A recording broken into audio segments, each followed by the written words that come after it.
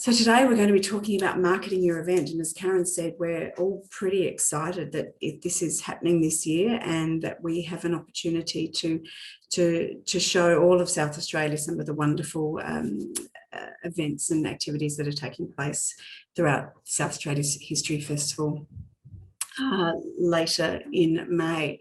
So firstly, thank you for joining us today. Today we're going to be talking about some of the ways to think about marketing your event. I know you've spent a lot of time and energy developing your events and creating some really interesting, amazing opportunities for your audiences, and we've looked at these and we've seen them, and there's some amazing events that are scheduled, so we can't wait to be a part of it as well. I guess, you know, we want to see these all be successful, so of course our role at the History Trust is to market the History Festival and to promote the History Festival to all of South Australia. But of course, your role then is to market those events as well as your own events. So what we're going to do, it can feel a little overwhelming, it's particularly when we use the word marketing. There seems to be it can be a difficult concept to I guess, to take on for those who don't think they're marketers, but really we're talking about communications and we're talking about promotion. So it can be overwhelming, but look, there are lots of opportunities that we've got, and with a little, I guess, a little bit of planning, a little bit of research, and of course a lot of energy, you can really get your event out there and market it to your audience and get a great result. So where to start?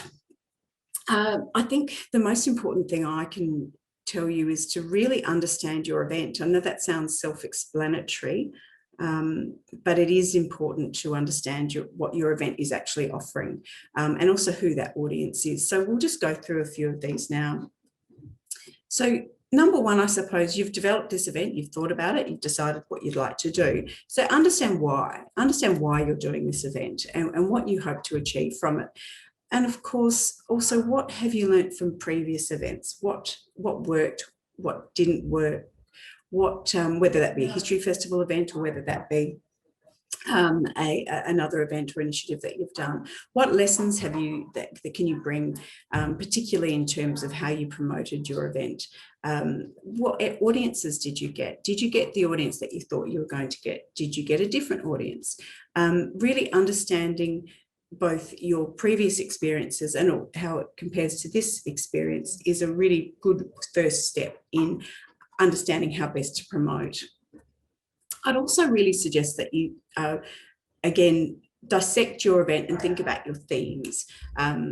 A really good example would be, you know, is it family friendly? Or you might think it's family friendly in that it's just suitable for families, but can it actually be pitched to families? You know, are those themes as basic as is it about sport? Is it about family history? Is it about food? Being really specific and understanding those themes will actually help you to craft, I guess, your message and your promotional plan, because you will know exactly then how you need to approach your audience then, and what those buzzwords, for want of a better word, that you know that will both the media and your audience will immediately recognise and understand, and that's a really big part of that. It also helps your audience, I guess they have their own ideas of what history is, and maybe we can change that sometimes, because it might be that it's a sport or has some sort of theme about sport. And when you see people who have got an interest in sport and they see history as well, and they connect the two, suddenly we've got a broader audience. So think about the themes not just in a history festival sense, but in a broader sense. The other thing I'd ask you to think about is what is unique about your event. You know, I think we shouldn't be shy about adding superlatives to our events, particularly when we talk about promotions. Why not say, you know, within reason, you know, what makes your event unmissable? You know, is it the first time something's happened? Is it the last time something will happen? Is it the only time that something will happen? You know, really think about that unique selling point and how you can expand on that to make your event an unmissable event. That's quite important, I think, and it's a great way of both getting media attention, but again, your general audience attention. That then leads us to your audience, and this is in fact probably priority number one, understanding your audience and putting them right at the centre of your event plan. I'm sure many of you have developed this event specifically because this is something that you're interested in, but have you thought about then what the audience will be expecting? You know, knowing your audience and why they would be interested in this is in fact essential. That again will help you to lead any promotion that you do or any marketing that you do, so that you're actually attracting your audience at every point. You need to know your audience back to front. Firstly, you need to know who they are or who you're trying to get. You also need to know what they read, where they get their information from. Sorry, I've just realised that I haven't shared my screen. So give me just a moment for all of those who can't see my screen and who just sit looking at me. Excellent. I'll move me away. There we go. So I'll go back to that. We're still at only slide number one, so that's good. So going back to the audience, thinking about putting your audience at the centre of your event plan, putting yourself in your audience's shoes. You need to know what they read, where they get their information from, how much they will pay, how much they are willing to pay for an event, what days they like to go to an event. You, with knowing your audience, will know that that particular audience really is able to get out and about on a Saturday, or really likes a Tuesday. Once you know this, again, that sort of will impact your marketing. You also need to let your audience know what they can expect. Put them in the picture, put yourself in their shoes, understand what they are looking to get from this. What will they do? Will they feel something? Will they learn something? Anything that you talk about your event should get some action from your audience, whether it be learn, feel, engage, discover. Think about what your audience will get out of your event. And then again, think about what the audience will experience. Will they experience, how will they feel? Will they feel emotion? Understand exactly what your event is asking your audience to do. Then takes us to event title. Understanding your event title. I'm sure many of you have already written your event titles, and I hope that you've got an event title that packs a punch, that actually is possibly active in its in what it says. It might be quirky, it should be fun, if that's appropriate. It should be clear, and it should be relatively short. And again, sometimes that's from a practical perspective, because event titles often don't have a lot of space on a screen or a lot of space on a media release. So keeping your event title relatively short is always a good idea as well. And then in terms of the description, you need to be descriptive in a way that the audience knows what to expect. So, again, tell them how they will feel, or tell them what they will learn, and what they will have to think about when they leave. Give a description of what they can expect. Your event description is probably the most important part of your promotions. That will help you to convey, again, that feeling and that the essence of what your event actually is through words. It might take some time to craft. It's worthwhile putting it in front of other people to get a bit of a second opinion about how this works, whether it's clear. But it's worthwhile really trying to come up with some fantastic ways of being descriptive in your event description. There you go. Describe, and again, I think I went back to that. Describe what is unique and about the experience that you're providing, and don't feel like you can't use superlatives if you can. That's a really important part, making it unique in the eyes of your audience. And of course, if you can, keep it short, succinct. Really important. Most event descriptions, for example, in listings pages, may only be 50 words. For ours, obviously, we need to make sure that you're describing your event in as shorter amount of words as possible, and that gives us more flexibility in how we promote it. So the next stage is, once you've done all of that, you've created this amazing description, you've thought about your audience, you know exactly how you need to approach them, you know exactly what media they read, or how they obtain their information, or where they get their information. You can then start thinking about that publicity piece. You do need to plan this, because media, you do need to plan any media that you're hoping to get.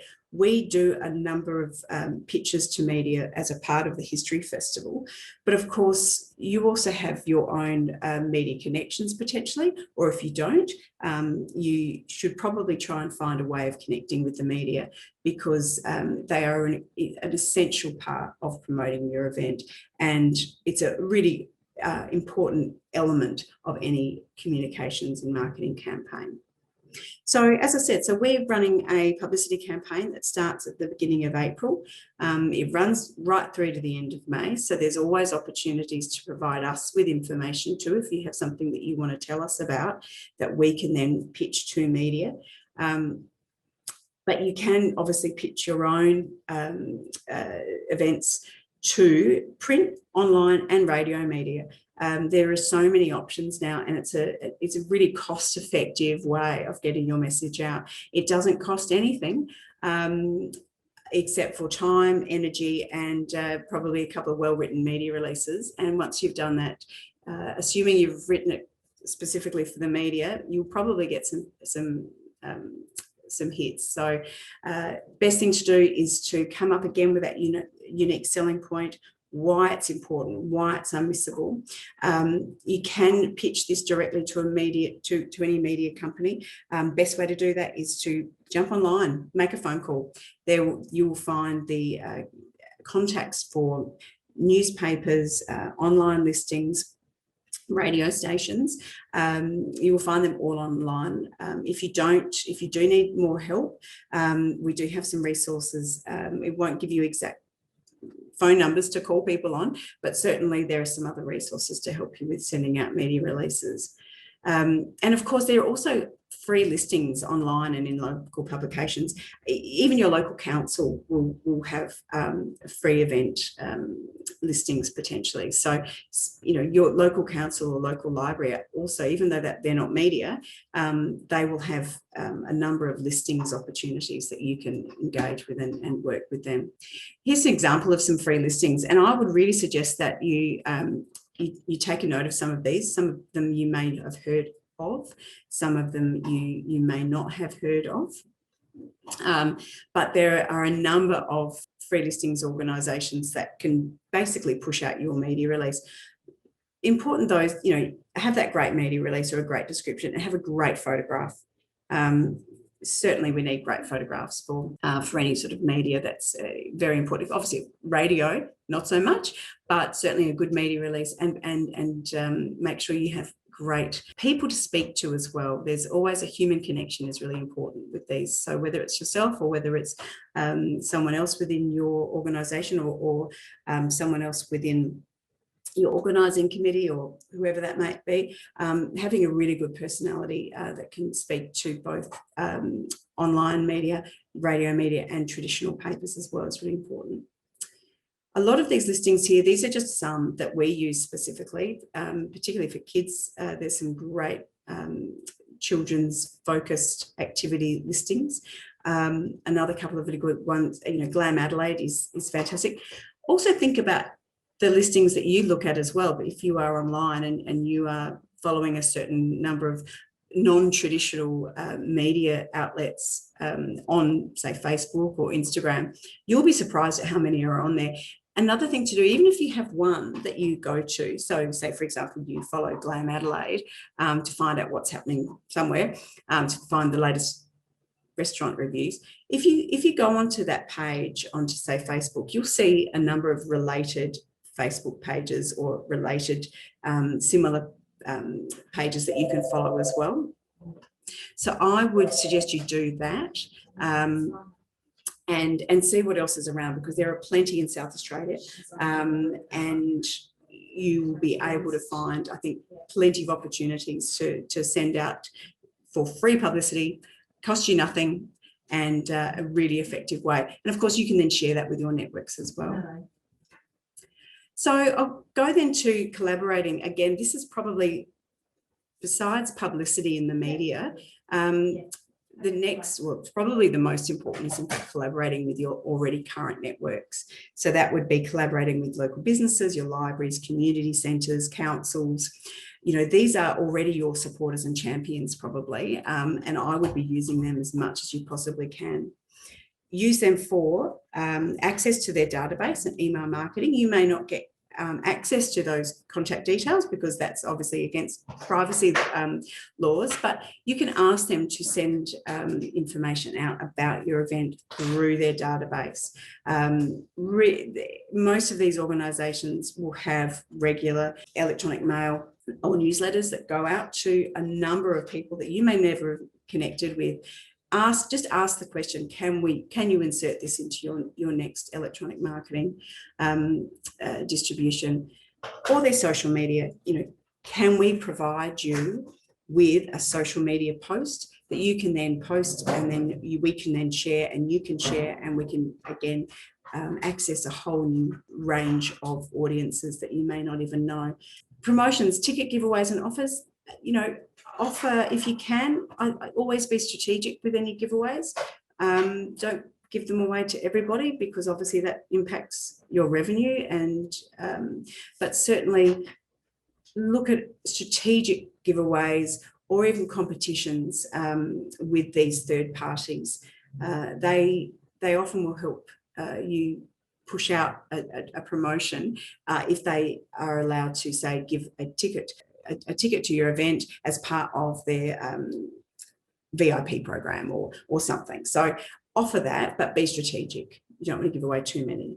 Flyers and posters, look, these are really important. And obviously there are the posters, the History Festival that we distribute, but your own posters about your events are very important too. Again, I'd be really making sure, this is another example why your title of your event should be pretty short but punchy, and also some great visuals, because if you've got an A3 or an A4 size poster, you need eyes on that, and you need a call to action. You need to make sure that it just doesn't talk about your event, but it actually says buy a ticket, and this is how you buy a ticket. So make sure you have a really impactful title, a great image, and also a call to action. Really important. And if you've got room, a great description as well. Don't forget your regional tourism outlets. We have events, the History Festival has events all over the state, and you know, it may well be in fact that your local, you might be in one region, but in fact you may get a lot of your visitors and visitations from another region. So don't forget those regional tourism outlets. Call them. If you have an opportunity to provide posters or an event listing for their local newsletters, make sure you contact them. So don't just think about your own regional tourism outlet. Think about your other tourism outlets, and of course, and we'll be talking with obviously tourism operators and the SATC in terms of the History Festival and what they can expect. But it really would be helpful for you to again make sure you speak to your regional tourism outlet. And then I guess think about the people and the local celebrities, and especially those that are, again, already your champions, the ones that you might know that have been supportive in the past. Don't be afraid to just give them a call and ask them to help promote your event. It might be that's where a ticket giveaway happens, but you know, if they can bring in a number of audiences from a different segment, then that's wonderful. Third party endorsement is what we call it, and having a third party to endorse your event is a really, really valuable, highly valuable form of marketing. It's really important. And media partners. So in terms of media, I mean, I think we'd all be aware that media seems to be sort of shrinking, but there are still partners out there, particularly Local radio is really important. We're partnering with the ABC has come on board as a media partner for us, and so we'll be pitching quite heavily to local radio as well as I guess as well as sort of the main station here in Adelaide. But if you have got an opportunity to speak to your local radio, again, that's a really important aspect of this. Now, I'm not sure if everyone can see my full screen, simply because I think there might be a banner at the top that you can't see. So apologies if you can't see it, but that basically says images and video. So going back to promotions and media and your third parties who are going to help promote it, images and video are really important. You know, I think I particularly, I don't know if you can see the picture on the screen at the moment of the prancing pony. I mean, to me, I'm not sure what that event is. I don't really care. They look like they're having fun. I can see the logo. There's beer and everyone's having a great time. And to me, I'd love to know what that's actually about. I want to know more. So when you are developing images for, or if you can create some imagery for your event, think about it both now in the pre-promotion stage. What could you develop from a visual perspective that might sell your event? It doesn't have to be, it doesn't have to include everything about your event. It might be a really small, exactly like this, a really tight headshot of a couple of people enjoying themselves. There are lots of ways to present, I guess, your event. But think out of the square. Don't think that you have to take a photo of a group of people standing around looking at something. Maybe it's something else. Maybe it's something quite unique and different. But make it beautiful. Use your iPhones or smartphones if you have them. The photo capacity of these phones is incredible, and that you can really create some beautiful images using just your phone. And don't be afraid to use the filters, and you know, if it's a black and white pic that actually looks great, then do that too. Again, the media really like good photos, particularly on a media release. If you were to send a great image along with your media release, they will be able to pick out immediately, hey, there's a photo opportunity that I can use, whether they use that photo themselves or whether they get a better understanding of the photo opportunity that they can then come to you and ask for. A good image will sell tickets without a doubt. I talked earlier about distributing posters and flyers to your networks and connections. Again, visually, really less is more. Be very succinct with your title. Make sure you've got the important information, dates, times, etc. Keep it clean and simple. I mean, a great example, if you don't want to do anything like that, there's a really good example of event posters which are just text. Don't feel like you need to have photos. I've just said it. I think photos are wonderful. But if you can't have a photo, really good, clear, black and white text is fine. But make it clear. Make it interesting somehow. Please don't use Comic Sans font, because that's just that no one will like that. But everything else is fine. So don't feel like you have to create a huge amount of design work. Some of the best flyers I've seen are really simple text. So keep it simple. But again, make sure you've got name, the dates, location, the price, and most importantly, that call to action. Book here, call this number, do it now, tickets limited.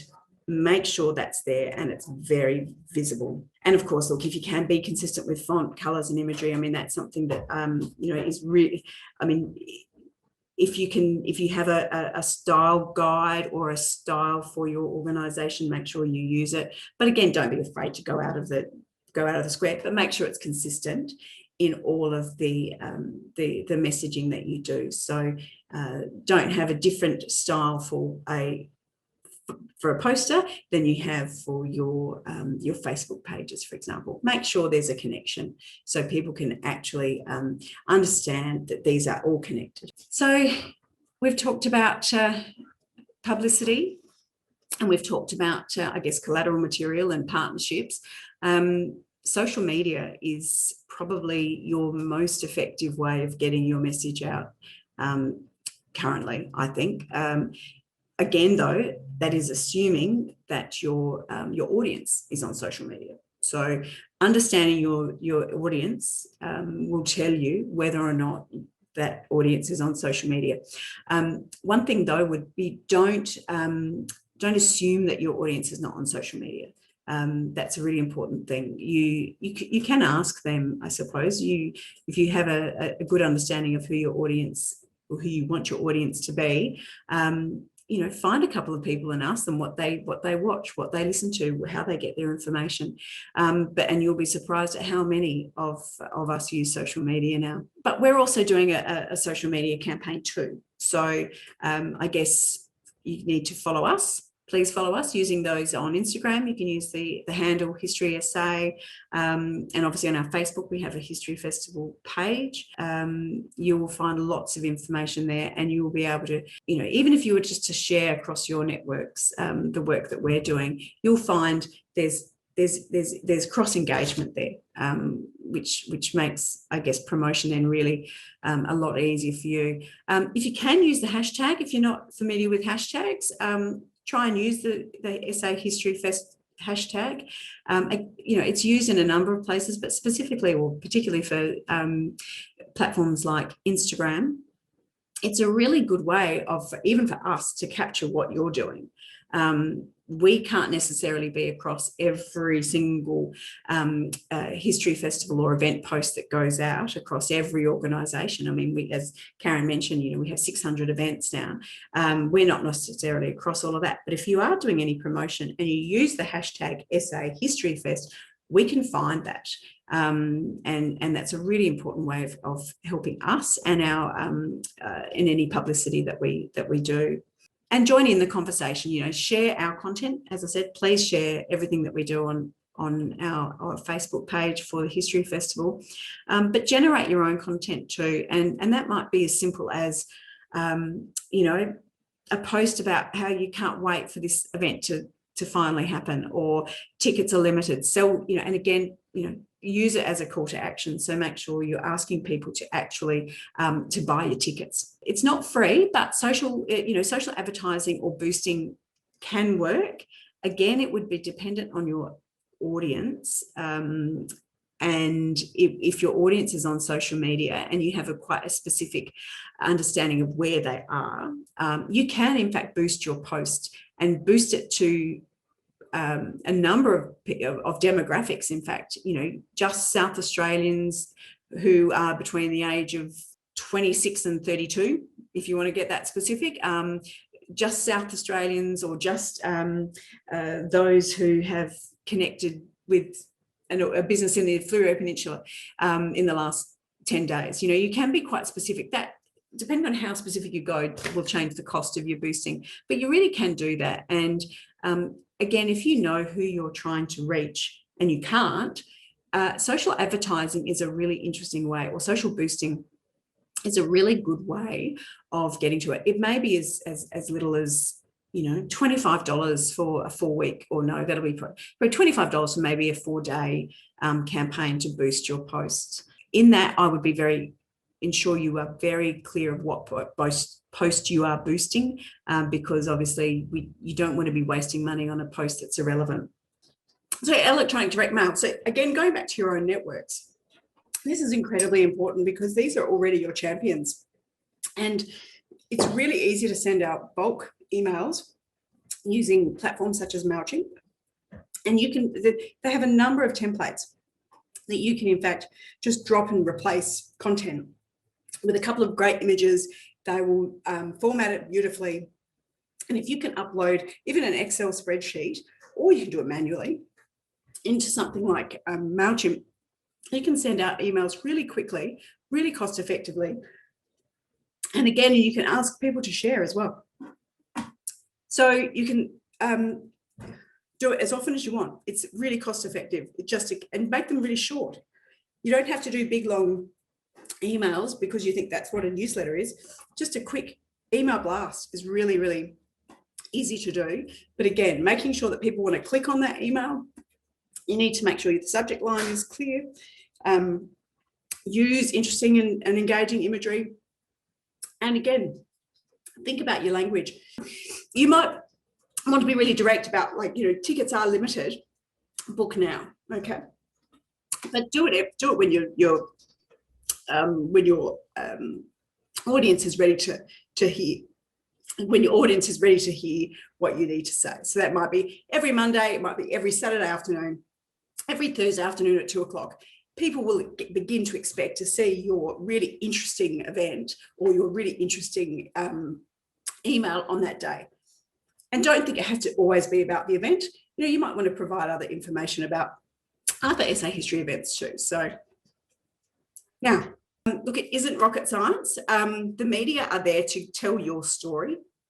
They want to hear from you, because otherwise they have to go out and try and find the information anyway. So they want to hear as much about your event as possible. Feel free to pick up the phone and give them a call, send them an email. But don't overthink it. If you're limited by time, a great media release is really actually easy to write. The best way, if anyone has never written a media release before, the best way I can imagine it or describe it is a triangle, is an inverted triangle. Your first sentence is going to be almost absolutely everything about your event that you can put into one sentence. And then each part of the paragraphs go down in size to a very simple point. And you've got to assume that the inverted part of the pyramid at the bottom, no one's going to read. So really, it's all in the top 2 paragraphs. So everything you can put in those top 2 paragraphs, and write it like you'd read it in the newspaper yourself. Imagine you're a journalist and you're writing the newspaper article. Write like they write, and you will find that they're more likely to pick it up and literally almost copy and paste it and put it into their media. So that is it from me. But I'll stop sharing my screen now, and I guess there's probably some opportunity for a Q&A. Yeah, thank you. That was really great, Dani. Just a couple of things while she's off sipping.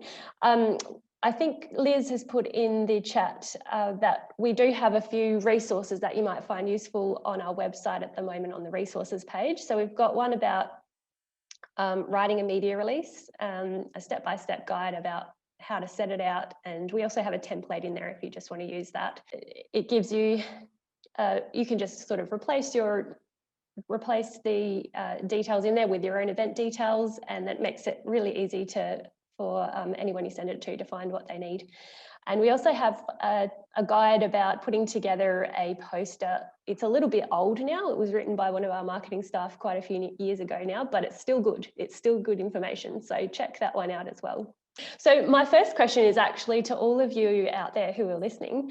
If you want to put in the chat, if something that if you'd like to share something you've seen that's worked in the past before in promotion that's really grabbed your interest, maybe it's a photo or a title or a social media post, something that you've seen that's really grabbed you and made you want to immediately book tickets or go along. Share that, or maybe it's something that you've done yourselves that you found really worked, what kind of channels you used, what you think, why it worked and where others might not have. So while you're doing that, we do have one question from Heather. Heather has asked, are brochures worth producing about the organisation to hand out during the History Festival? So I'm assuming Heather means sort of about the organisation overall. Is it worth producing something like that to give out to guests during the festival? Well, I would say, I mean, yes, obviously, but understanding why you're doing it and what the end result is, what you actually want to achieve from that. So, and that will then, I guess it depends on the type of brochure and what you want people to do. I mean, I guess communication is all about message and action. You want someone to action from when you communicate with them, you want them to do something with that. And so, yes, absolutely. I mean, you've got an audience. If they're the right audience for the action that you want to achieve with that brochure, absolutely. And people get involved in History Festival for all different reasons. And one of your reasons might be to raise funds for your organisation. So it might be about donations, or it might be about increasing your membership. So it might be about how to join up. It could be anything like that. So I think, yes, that's a great idea. I agree. So keep adding your questions if you think of anything. But I have a question for you, Dani. So it's kind of a scenario. Say your event is fast approaching and bookings are a little low. You'd like to see them increase a little bit. What are some last minute tactics that you'd suggest to get people to sign up for your event?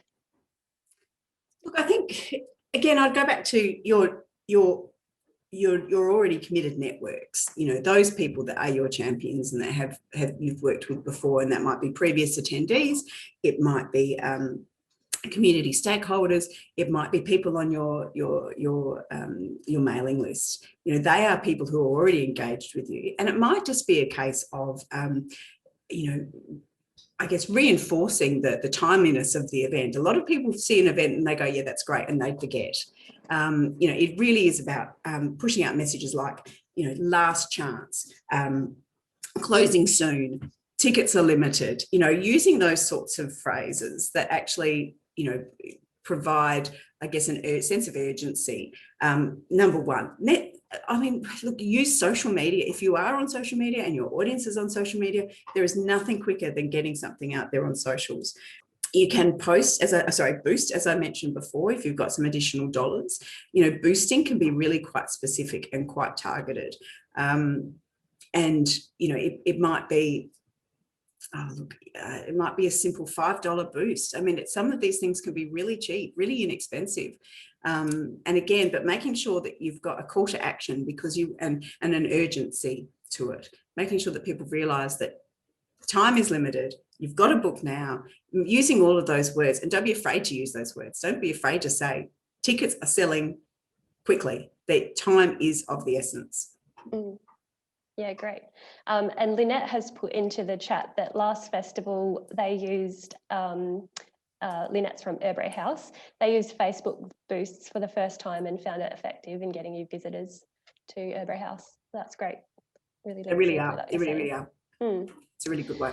Okay, another question for you, Dani. What tips would you have for event organisers who are in a location where perhaps there aren't many other history festival events happening or other things happening around? So a bit of an isolated location. What are your tips for promotion in those circumstances?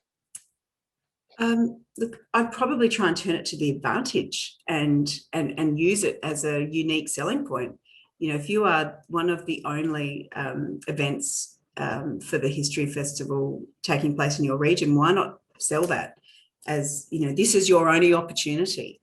Do the promotion around, whether that be publicity or whether that be paid promotion or advertising. Use that unique selling point, use that isolation as a unique selling point. The South Australia's History Festival goes everywhere. We hope it goes everywhere, but it may not go absolutely everywhere. Just because an event there's not events everywhere doesn't mean that there aren't interested people everywhere. So I would really use that to your advantage and use that as a marketing tool. You may not have a lot of other events around you, but you've certainly got an audience around you. And something I would add to that is something that actually has happened in the chat today. I've noticed Peter and Grace making connections on a similar topic. So if there are other people who have events on a similar theme or topic or something like that, then make connections with them, and you can always cross-promote, or you could cross-promote with local businesses as well. Think outside the box and see how you can help each other get people along to both of your events. Keith in the chat has asked a question, I think. So Keith says, if you can't have a face-to-face audience for a talk, for example, if there are COVID restrictions, what to do? So that's, I suppose, a little off the marketing topic. We did have a webinar just specifically about running online events. If you'd like to go and find that, I think we've got links to it on our resources page. But I suppose that comes down to communication. How do you let people know at the last minute if something has changed? So I guess if you've got bookings for your event, then you'd be able to let people know. And I'd say have a plan B already up your sleeve. So you can just be ready to go with an online version, or if it comes to a cancellation notice. Here's another one. So Lynette says, any ideas how to create a sense of urgency / action when your event is a free exhibition that runs for the entire month? Well, I guess, again, you know, a sense of urgency is a month, isn't it? I mean, it's the wording around the History Festival is only for 30 days. And that is, you've got 30 days to this one special once-off exhibition. And I don't think a sense of urgency has to be for the next day or week, or it can be for an entire month, but that's just the word around the wording you use. Again, using the special, that unique selling point. If it is only for that 1 month, it's not coming back again, or it won't be coming back for another year, for the next History Festival, fine, say that.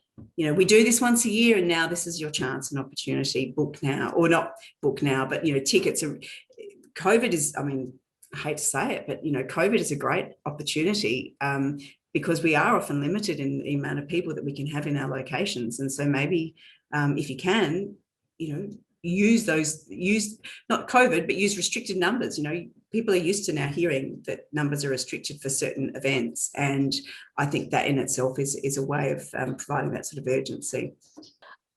Heather has asked in the Q&A, what are the most successful events? That's a big question.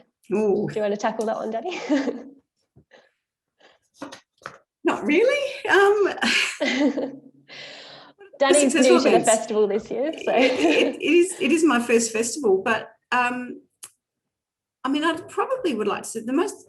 I have attended festival events in the past, so as a visitor and an audience member. So for me, it's connecting on a quite a deep level with an event is what makes a successful event. I'm not going to say that one is bigger than the other or better than the other, but, you know, for me to connect with a topic of an event or that theme, and having that in front of me really makes me want to go to that. You know, I know what I like and I enjoy. Understanding your event and knowing what theme and what triggers that is for individuals, and, you know, what motivates them is really important. And I think understanding your audience, it goes back to that. So what's the most successful event? I would say one that really understands its audience really well and gets and hits them right in the emotional heartstrings. That's for me anyway. Yeah, absolutely. That's a great point. And I think with History Festival events, you've all got a story. You've got, you know, that it's an abundance of stories in this program. So if you've got a fantastic story that you're willing to share, don't hide it under lots of